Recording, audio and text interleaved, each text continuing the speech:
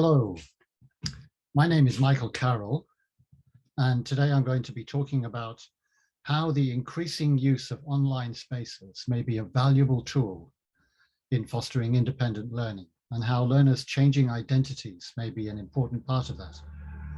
In case you'd like to contact me, my email address is on this slide and on the next few. So if you want to write it down while I'm talking. Now, today I'm going to be talking about three things. First of all, a quick review of how the use of computers ties in with the idea of learner autonomy. Second, a brief review of what I mean by identity in this context and identity construction. And finally, a description of some of the findings from research I've been doing over the last several years concerning learners' and teachers' ideas about the use of online spaces in university language learning situations. So to start with computers and autonomy, well, CALL, computer-assisted language learning, has a long history, and it's been a contested one, at least as long as I've been teaching. When I first started teaching around 30 years ago, it's fair to say that what I'll call the managerial view of computers was the dominant one. It focused on saving money by reducing the number of teaching hours required. This view isn't any longer the dominant one, but it hasn't disappeared, at least in Japan and Taiwan.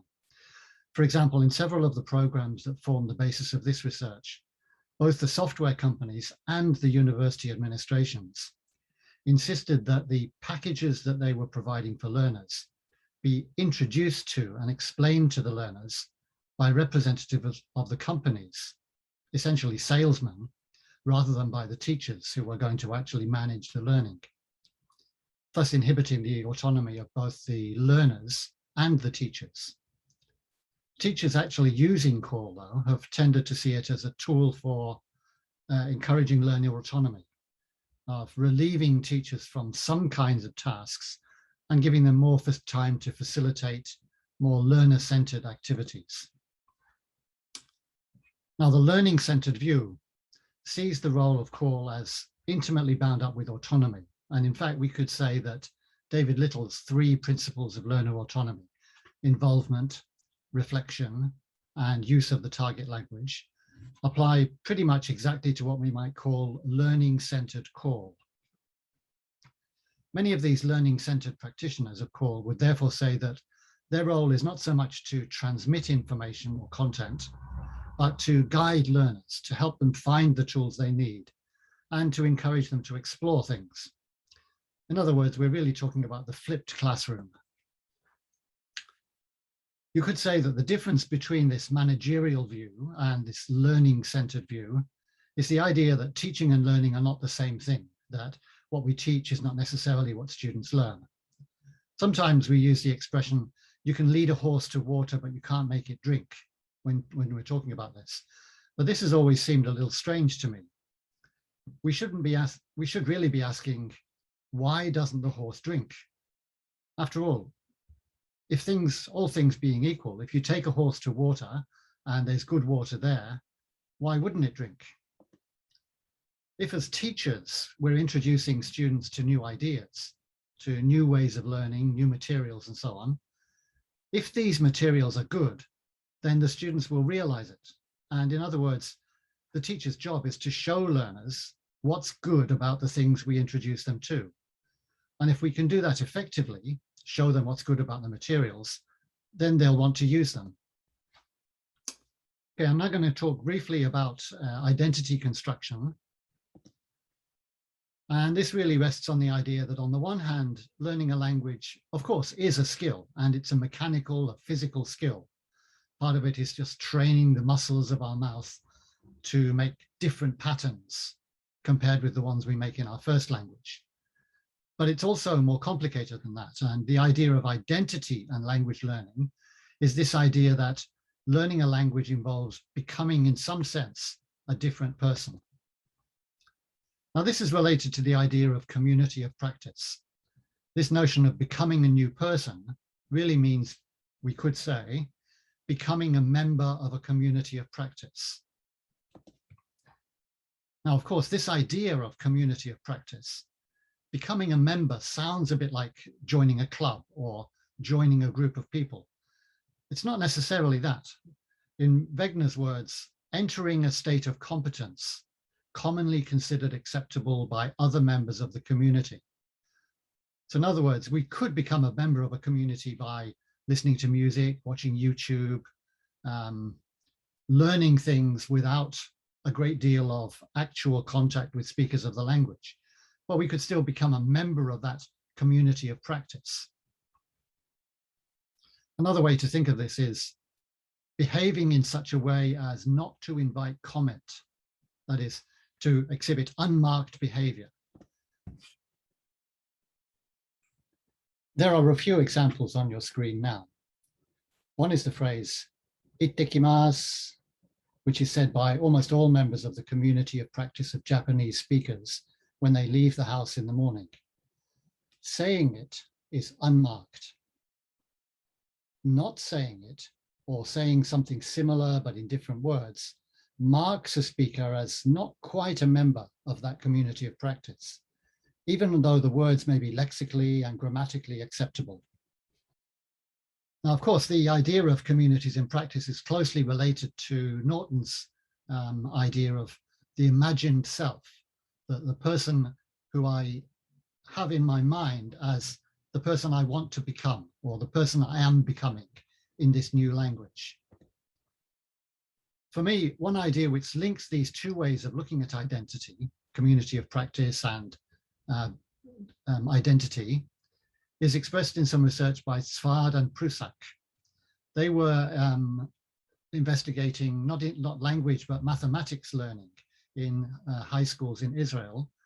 And they described the formation of identity in terms of the kinds of stories that we tell about ourselves, or the stories that other people tell about us.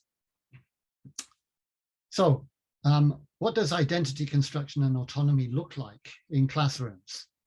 Well, I've been doing some research over the last several years involving around 250 students in university classes, mostly in Japan, one in Taiwan, and also a small number of students in different locations in Vietnam. All of these students have taken part in some kind of institution-wide compulsory online packages. Some of these were no more than out-of-class drills and tests, which students had to do and which were delivered online and, more importantly, monitored online. Others were more comprehensive interactive materials involving listening, reading, pronunciation through voice recognition and so on, and various kinds of grammar or vocabulary learning games. Also, some of the students were introduced by their teachers to various apps and websites on an ad hoc basis. Now, we wanted to know what students and teachers thought of these different categories, if you like, of online spaces. The data in the project came from questionnaires and interviews, journal entries, group discussions, but most of the data I'll be talking about today comes from the latter group, the actual words of the students, either from journals, interviews, or discussions.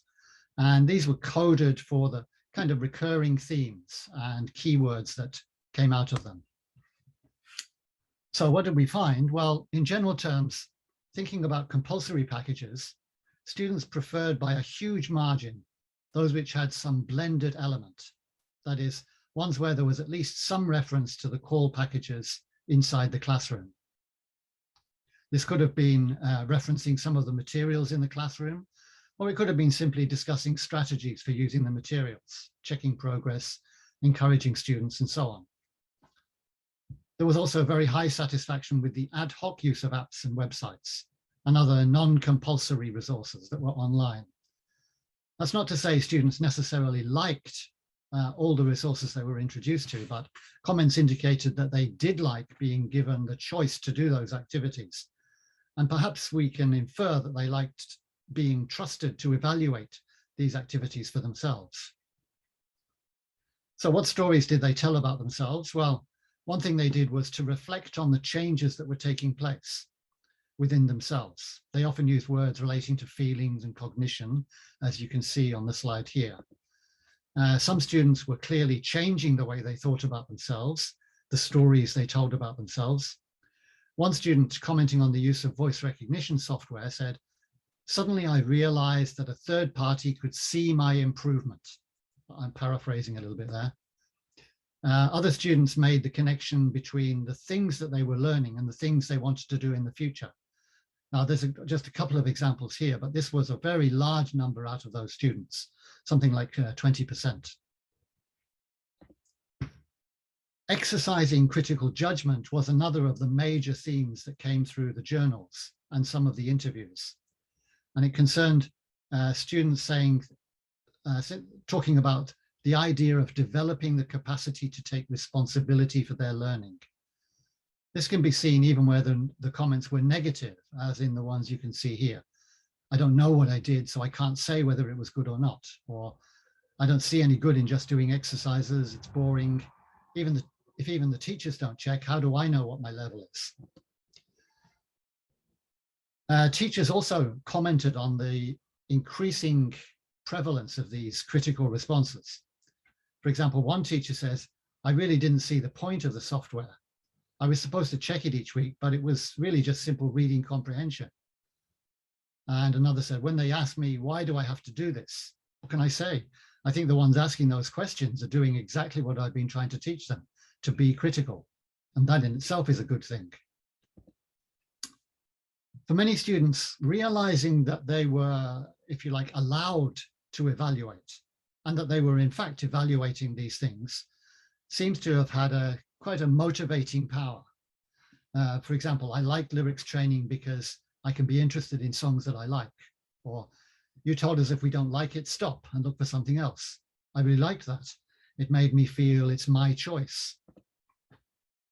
Of course, part of this taking responsibility, this self-evaluation, involves knowing when to seek help when you need it. And some students recognize this very clearly. "It's good to use lots of internet," one student said, "but sometimes it's too difficult for us. Please show us more, and show us more useful cell phone apps."